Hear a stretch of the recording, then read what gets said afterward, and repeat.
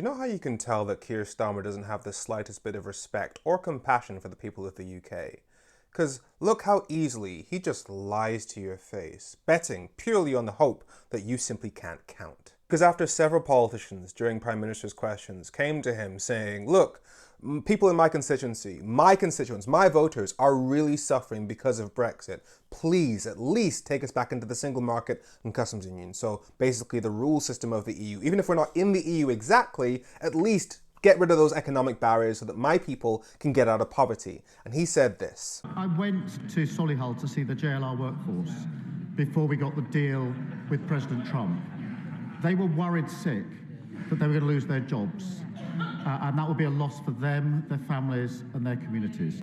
It is not sensible or fair to the JLR workforce or to the pharma sector to say, having achieved those things now, we should unravel them by discussion about a customs union. I just don't think it's a sensible way to... What he's saying there is that if we were to sign up to the EU's single market and customs union, that would effectively undo the trade deals we've done since Brexit, for example, the one we did with Trump. He's saying that making trade easier with the EU would make trade harder with America, and that people like the people in that factory in JLR would suffer as a result. The problem with that is roughly 80% of all the cars that are made in the UK are exported to other countries, and 54% of those cars go to the EU, making the EU by far our largest market. And when you look at trade in general, we do 3 times as much trade with the EU as we do with America. So choosing trade with America over trade with the EU is mathematically illiterate. That's why JLR, the company that Keir Starmer is now claiming to care so much about,